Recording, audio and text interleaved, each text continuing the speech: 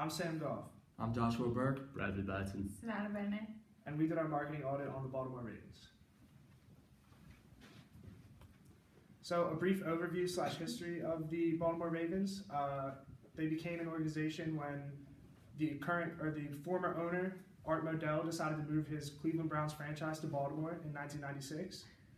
It's a privately owned organization owned currently by Stephen Bisciotti.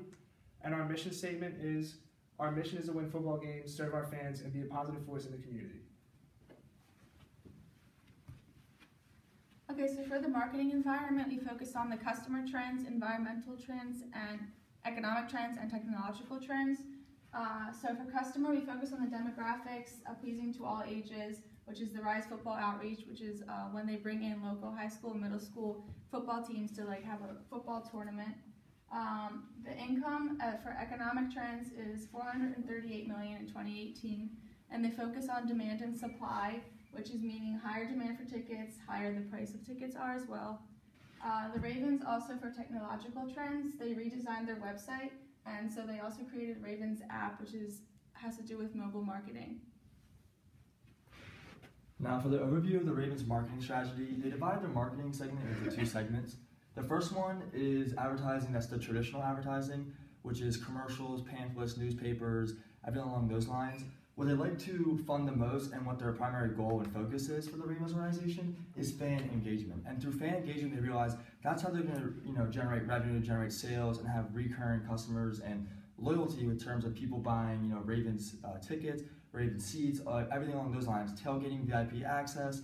And so when it comes to them trying to get fan engagement, they also look at giving back to the community through engagement, and that's through the demographics of the youth in Baltimore. And the youth in the Baltimore area, they realize that's the future of Baltimore, and they figured out that if they're helping out the youth, they're also helping out the generation of the parents at the same time, because they're helping them with their SAT scores. They're trying to figure out, you need to learn how to grow up and be a gentleman, take care of your family, so they're trying to teach them good manners.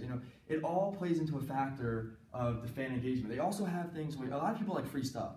And so the Ravens also host 3 events a year where they have their training camp, and 40,000 people attended on average, which is just a free practice where people can go to, sign autographs, and what it does is it raises fan engagement.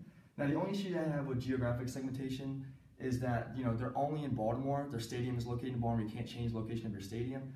So when it comes to terms of advertising outside of the Maryland region, other people are going to tend to be more biased towards other states. So if you're in Pennsylvania, you're going to like the Pittsburgh Steelers. So they basically try to stay within the Maryland region in terms of advertising. So I'll be running through the SWOT analysis with you guys.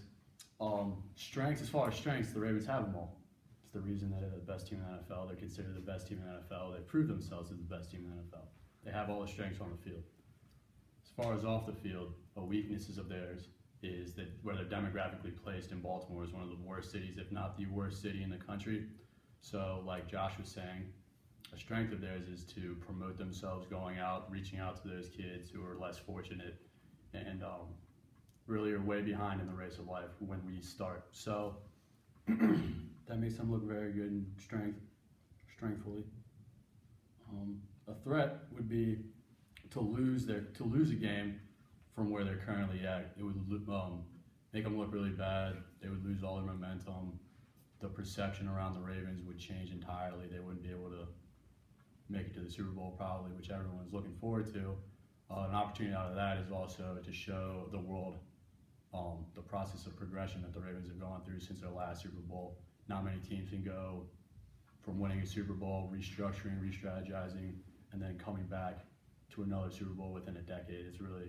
It's rare, and so the Ravens have that to prove themselves.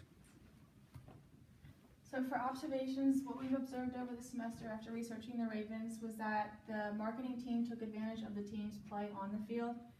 They observed how they leveraged the success of the candidate MVP Lamar Jackson, who was the quarterback of the team. And they've had the most night games, so they used the exposure of primetime games as a way to leverage themselves. Keep up with the latest technological trends, broaden the fan base by reaching out to people outside Baltimore. This is what we recommend. Thank you very much.